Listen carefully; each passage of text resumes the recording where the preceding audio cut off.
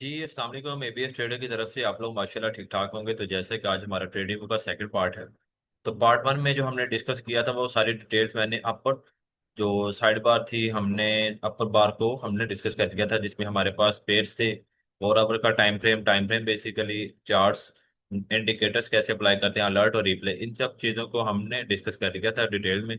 तो आज हम बात करेंगे जो हमारे पास आज का टॉपिक है। आज का टॉपिक में हम इस लेफ्ट साइड पे जो बार है जिसमें सारे टूल्स हैं इंपॉर्टेंट, जिसको हम डेली बेसिस पे अपने टाइम फ्रेम और अपने चार्ट एनालिसिस के दौरान यूज करते हैं। तो वो ये सभी टूल्स को मैं डिटेल्स में आपके साथ जो इंपॉर्टेंट है उनको तो ज्यादा ब्रीफली आपके साथ एक्सप्लेन करूंगा, जो नॉन इंपॉर्टेंट है उसको मैं हो सकता है इग्नोर भी करूँ साथ साथ। लेकिन पता होना चाहिए आपको कि कौन सा टूल कहाँ पे पड़ा हुआ है। इंपॉर्टेंट टूल्स मैं साथ साथ बताता जाऊंगा, आप अपने पास नोट करते जाइएगा। Thank you. और अभी शुरू करते हैं सबसे पहले। तो सबसे पहले हम क्या करेंगे, अपनी जो ड्राइंग्स हमारे पास हुई हुई हैं इसको हम क्या करते हैं, हाइड कर देंगे। ओके। तो आज की बात करते हैं। सबसे पहले अपर साइड पे आपको आर के नीचे जो ऑप्शन नजर आ रही है वो क्रॉस की ऑप्शन नजर आ रही है। इस पे आप क्लिक करेंगे तो आपको मुख्तलिफ ऑप्शन नजर आ जाएंगी। अब कुछ लोग क्रॉस को यूज करते हैं, कुछ लोग डॉट को यूज करते हैं, कुछ एरो को। हर बंदे की अपनी चॉइस है। तो मेरे ख्याल में जो मैं यूज करता हूँ वो क्रॉस को ऑप्शन रखता हूँ, क्योंकि क्रॉस में आपके पास कुछ भी ड्रा करना हो तो आपको आसानी हो जाती है। इसके बाद नेक्स्ट जो है हमारे पास डॉट आ जाता है। डॉट को आप इस तरह से शो हो जाएगा, आपकी स्क्रीन पे आप डॉट शो हो रहा है। इसी तरह नेक्स्ट जो है हमारे पास एरो, जो ऑलरेडी कंप्यूटर में यूज कर रहे हैं, पीसी में यूज कर रहे हैं, उनको कुछ आदत सी बनी होती है कि एरो ही यूज हो। तो इसके बाद मैजिक, मैजिक में आप क्या कर सकते हैं, इस तरह से आप क्लिक करेंगे तो मैजिक हो जाएगा। इसी तरह नीचे रेस का ऑप्शन है, अगर आपने कुछ ड्राइंग की हुई है जैसे कि ये ड्राइंग है, तो ये देखें मैंने उसको क्लिक किया हुआ था ऑलरेडी मैजिक को। तो अब मैं इरेज करूंगा तो ये हो सकता है रेज हो जाए। ये देखें इरेज हो गया। इस तरह से आप अपनी ऑप्शंस को देख सकते हैं। हमारे पास क्रॉस की ऑप्शन थी, हम इसको कलेक्ट कर लेंगे। और उसके बाद जो नेक्स्ट हमारे पास है, नेक्स्ट हमारे पास आ जाती है ट्रेंड लाइंस। बेसिकली इस टॉपिक का नाम है लाइंस।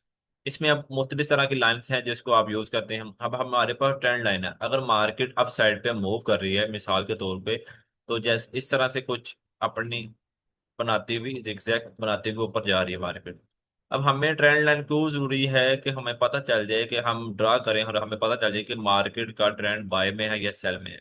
अब इधर से आपको ट्रेंड लाइन का मकसद, ट्रेंड लाइन का लगाने का मकसद जो बेसिकली है वो यही है कि आपको फॉलो पता चल जाए, मार्केट डायरेक्शन का पता चल जाए, मार्केट किस तरफ मूव कर रही है, बाय साइड में जा रही है, सेल साइड में जा रही है। इसी तरह हम ट्रेंड लाइन को अपने सपोर्ट के तौर पे यूज कर सकते हैं और रेजिस्टेंस के तौर पे यूज कर सकते हैं। इस टॉपिक का तो आपको आइडिया होगा ही, उसके सपोर्ट और रेजिस्टेंस होता क्या है। तो वो आगे जाके मैं आपके साथ ब्रीफली इसके बारे में वीडियो शेयर करूंगा।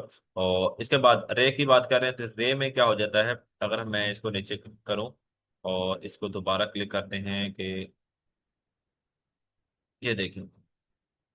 अब मैंने ड्राइंग वाली साइड पे आ गया। अब मैंने इसको क्या किया, रिमूव कर दी। अब रे वाली जो ऑप्शन थी उसको क्लिक किया। अब इधर मैंने क्लिक किया और मैं जिस साइड पे लेके जाना चाह रहा हूँ इस लाइन को, मैं उस साइड पे मूव करवा सकता हूँ राउंड शेप में घुमा के।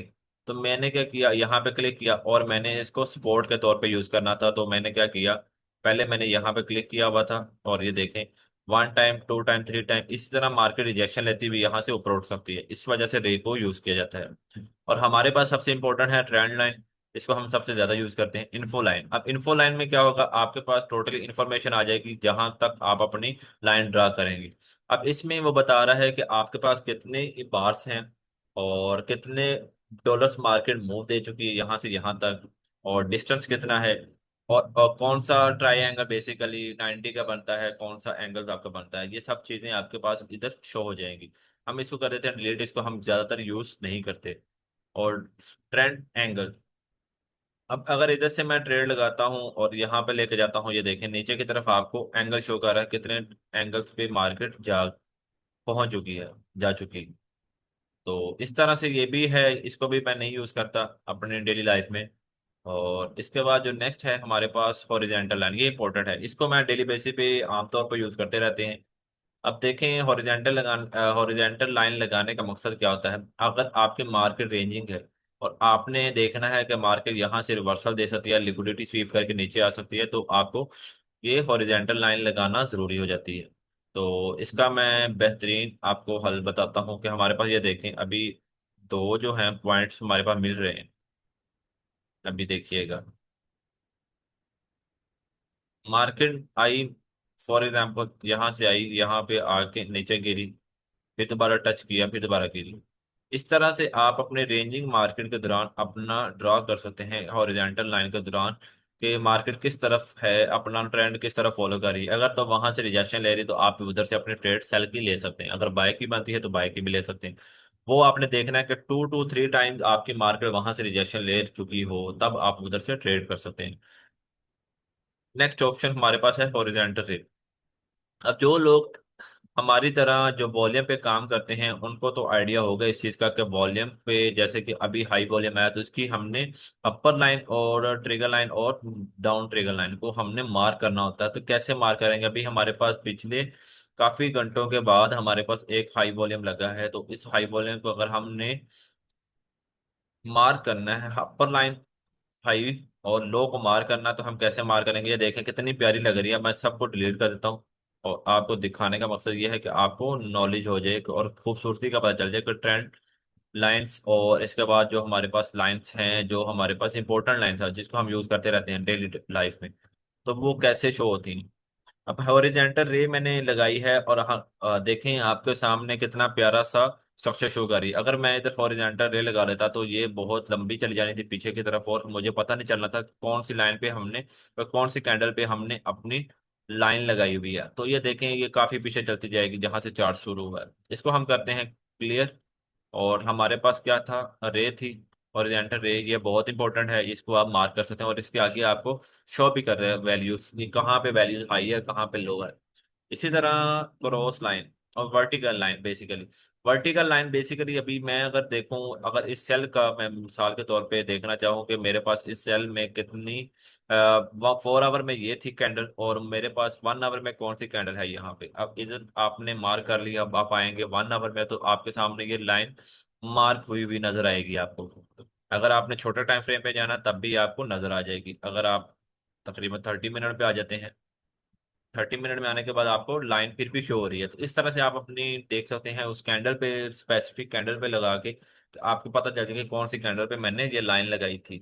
तो इस तरह से आप इसको आइडेंटिफाई कर सकते हैं। इसके बाद क्रॉस लाइन का मकसद क्या है? क्रॉस लाइन में आपके पास 4 टाइप्स, मतलब कि जिसको हम देख सकते हैं centre point, up side, right side, left side और डाउन साइड। इस तरह से आपको शो हो जाएगी। अगर आप लगाना चाहते हैं मीडियम मिड एरिया में तो आप लगा सकते हैं, हम इसको यूज नहीं करते अपने डेली लाइफ में तो हम इस पे डिस्कस नहीं करेंगे इतना। अब पैरेलल चैनल। अब हमारे पास जैसे कि ट्रेंड लाइन मैंने बताई थी आपको अप साइड पे जाते हुए, एक ये ट्रेंड लाइन थी और एक ये ट्रेंड लाइन थी। ये हमारे पास ट्रेंड लाइन होगी सेपरेट, अलग अलग हमने ड्रा की थी। अगर मिसाल के तौर पे ट्रेंड है बाय का और हम लगाना चाहते हैं अपने ट्रेंड लाइंस को मुख्तलिफ अलग तरीके से नहीं लगाना चाहते, हम चाहते हैं कि हमारा एक ही टाइम पे दोनों लाइंस लग जाएं, उसके लिए हम क्या यूज करते हैं? Parallel channel. अगर मिसाल के तौर पे यहाँ पे मैं जाऊं और यहाँ पे जाने का मकसद क्या है, तो मैं यहाँ पे मार्क कर लूँ। अब ये देखो मैंने क्लिक किया और मैंने क्लिक करने के बाद क्या किया, उसको एडजस्ट करना है। अब एडजस्ट करने का मकसद क्या है? एडजस्ट करने का मकसद ये है कि आपको पता हो कि आपकी हाई कौन सा है और लो कौन सा है और इसके बाद आपके ट्रेंड किस तरफ का है। इस तरह से आप अपना फॉलो कर सकते हैं। ये देख, ये मैंने लगाया हुआ था। अब मार्केट ने यहाँ से ब्रेकआउट तो दिया और यहाँ से ट्रेड बनती भी है, जिन्होंने अप्लाई की होगी उनको ट्रेड मिली भी होगी यहाँ से। इस तरह से आप अपना पैरेलल चैनल को ड्रा कर सकते हैं। सपोर्ट एंड रेजिस्टेंस के लिए बेसिकली ये यूज कर सकते हैं। यहाँ से सपोर्ट मिलेगी, ऊपर से आपको रेजिस्टेंस मिलेगी अप ट्रेंड में। तो इसके बाद जो हमारे पास एक रिग्रेशन ट्रेंड है, इसको हम यूज नहीं करते। अगर हम देखें तो ये देखें इस तरह से आप अपना लगा सकते हैं। हम इसको यूज नहीं करते तो हम इसको अपनी डेली लाइफ में डिस्कस भी नहीं करेंगे, कोशिश करेंगे कि इसको हम डिलीट कर दें साथ साथ। और इसके बाद हमारे पास आ जाता है फ्लैट टॉप, बॉटम और डिसजॉइंट चैनल। डिसजॉइंट चैनल का मकसद क्या है देख लेते हैं। ये देख लो, हमारे पास इस तरह का जो पैटर्न होता है इसको हम प्राइजेशन में पिनट पैटर्न भी कहते हैं बेसिकली। तो पिनट पैटर्न जो होता है ये वो आपके आप तो जो ट्रेंड है, ट्रेंड कंटिन्यूशन पैटर्न के लिए यूज करते हैं। तो उसको भी आप देख सकते हैं। अगर हम मैं इसको बेसिकली नहीं देखता, अगर आपको कहें तो मैनुअली मैं इसको लगा लेता हूँ खुद ब खुद ही। अगर मुझे लगे कि यहाँ पे पिनट पैटर्न बन रहा है तो मैं वहां पे पिनट पैटर्न खुद ब खुद ड्रा कर लेता हूँ ट्रेंड लाइन की हेल्प से। इस तरह ये आपके पास नीचे कुछ ऑप्शन हैं पिच फॉर्क के नेम से। तो इनको मैं बेसिकली यूज नहीं करता। आपको बताने का मकसद ये है कि यहाँ पे ये चीजें पड़ी हुई हैं, आप इसको देख सकते हैं। लगाने का मकसद ये नहीं है कि मैं इसको यूज करता हूँ। बेसिकली मैं सिंपल, जितना सिंपल हो सके उतना ही सिंपल रहता हूँ अपने चार्ट के हवाले से। इसके बाद जो हमारे पास लाइंस वाला और हमारे पास जो सिस्टम था, जो हमारे पास टैब था, उसको हमने कर लिया कंप्लीट। अब नेक्स्ट पे चलते हैं।